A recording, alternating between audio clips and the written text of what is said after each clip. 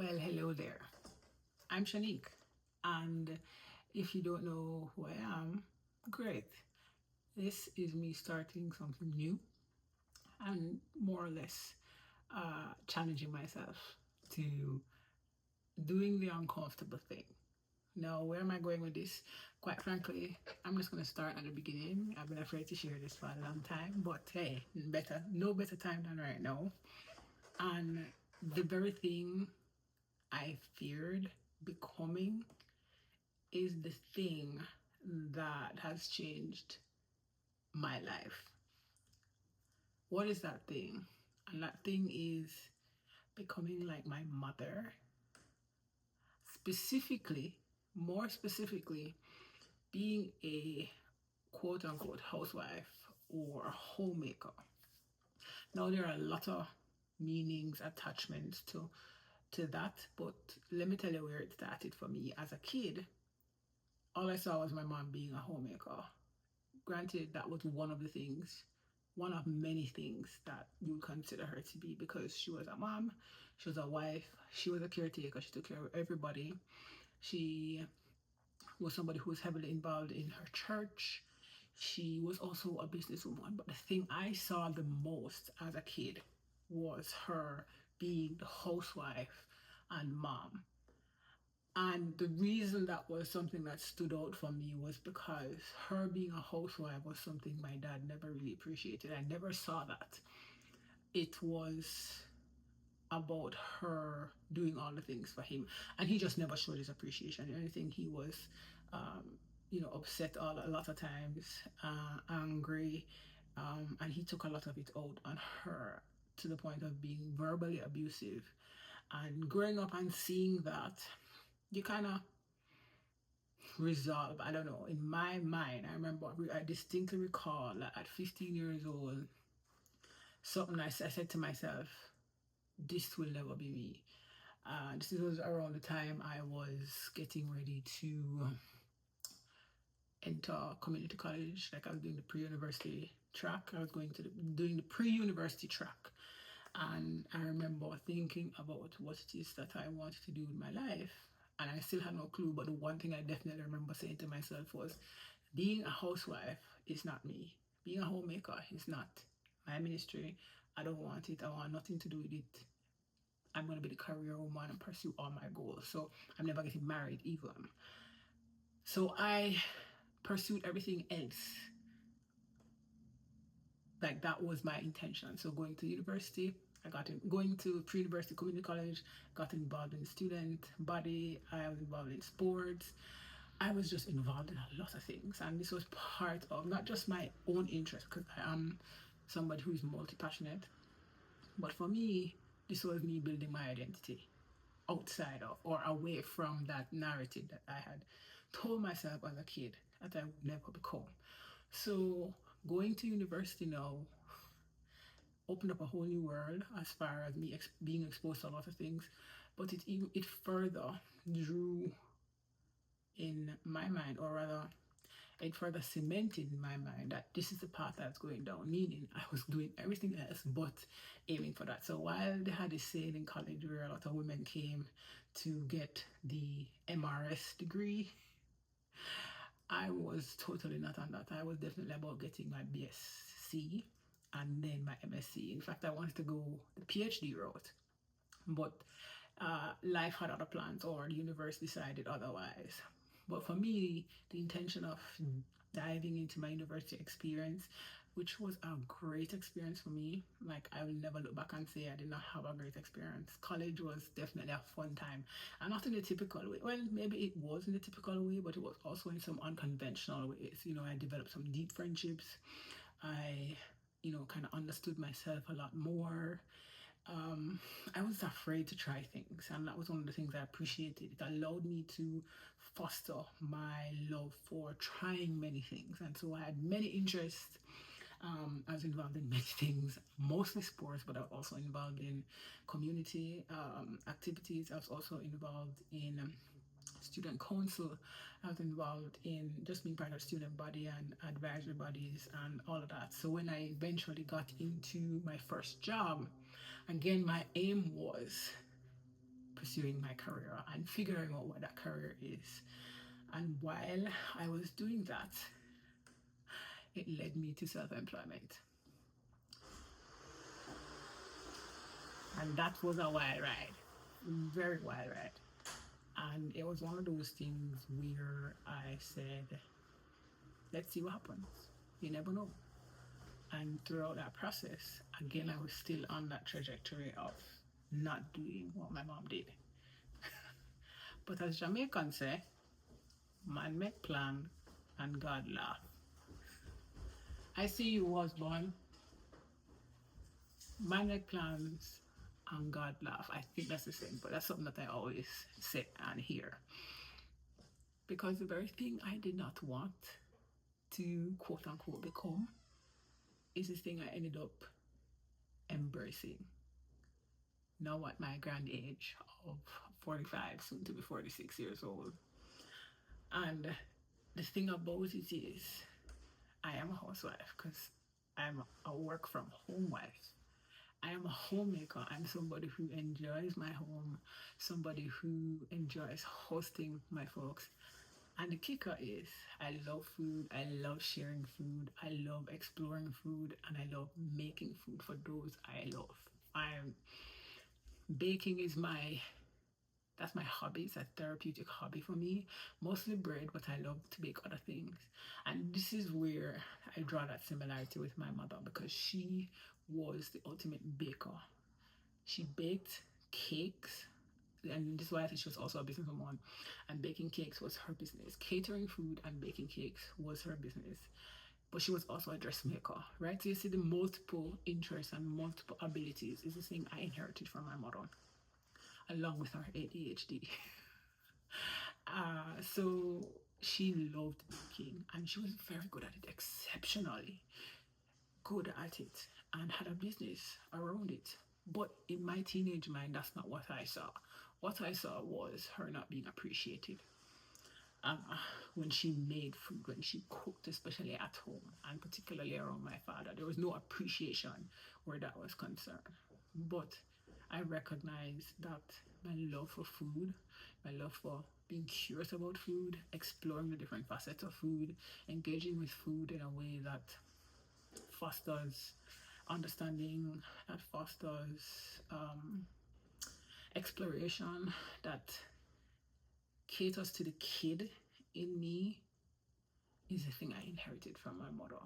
And it's now, at least around the age of 40, maybe 42, 43, that I started to really understand that or grasp that.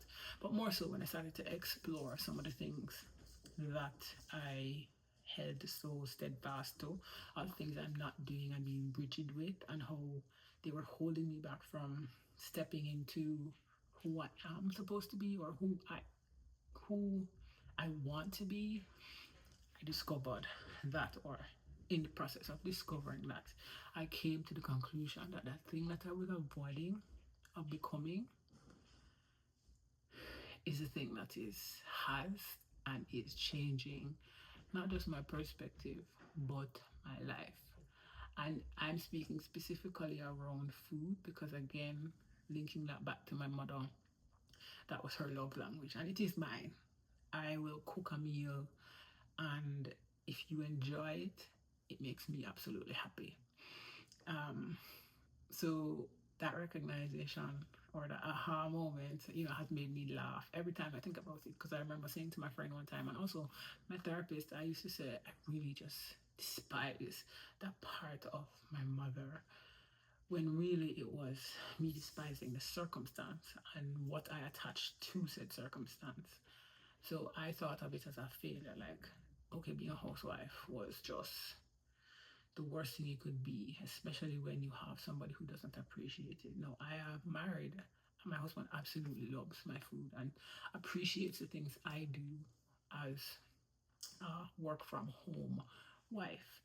And it's just my nature to want to take care. At the same time, I've also learned many lessons from seeing my mother, that the things that she enabled and the things that she did, the things that I did not want to bring into my adult life and into my own family and marriage, is the takeaway for me. Like there are things I could see and break those things, as opposed to just taking them with me and then blaming, okay, my mother, because my mother, or because I grew up seeing this, then it has to be this way. No, I chosen differently. And so going back to food, that's what my whole journey on YouTube is about. It's not the only thing, because again, I'm a multi-passionate person. So while this channel for me is initially was about just sharing recipes, I realized I don't want to just share recipes. I am very curious about food. Now, I am also somebody with quite a few food sensitivities and allergies. So curiosity and exploration is at the very foundation of my approach to food. I have this thing where I'm like, let's throw it together and see what happens. As long as I take into consideration my energy levels, what foods are not good for me or elicit a response that make the discomfort painful or not worth it. Foods that I may have originally, written off, that I'm open to giving a chance. Foods that I may have never had at all, but I'm curious about. For example, I watch a lot of C-drama, well, K-drama initially, and now C-drama. So with K-drama, there's always food, and it makes me want to try a lot of Korean food. And I have been to Korean places, Korean restaurants, and tried their food, and there's an appreciation for a particular, type of food, or their food in general. The same thing for Nigerian food. We have a lot of Ethiopian restaurants here. That's one place that I have yet to try, but it's a food that I want, a cuisine rather, that I want to also try. But again, factoring my food sensitivities and allergies, it makes me a little hesitant. Nonetheless, I'm still very curious. So with me and just even this channel and the things I want to do is, how can I explore these foods, take into consideration my personal preferences? So how can I make a cheesecake, for example, without using dairy cream cheese? I have tried that. I've used dairy-free or plant-based cream cheese. I've tested a couple brands and have found those that work, and have tried those that absolutely don't work. As I said, I'm a baker, or I bake quite a bit, so I utilize plant-based alternatives to dairy in a lot of the foods that I explore or test. That's the other thing. I test a lot of recipes, or that's the thing. I am a recipe tester, and that's behind me being a food photographer. So you see all these multiple interests, multifaceted person that I am. It's not lost on me that the very thing I was running from is the thing that is getting me excited, or the thing that has put me in a position to be excited. Because becoming a housewife, and I keep saying that because I don't have a typical career. I have worked for myself the last 10 years. Actually, it's been longer than that, but I mean, it's been longer than that. But let's say 10 years minimum working for myself. I've never had $1 million business, truth be told. And I have pivoted several times. Now I came out of the nutrition coaching space, and working solely with food bloggers, taking their photos of their recipes, or taking recipe photos for food bloggers.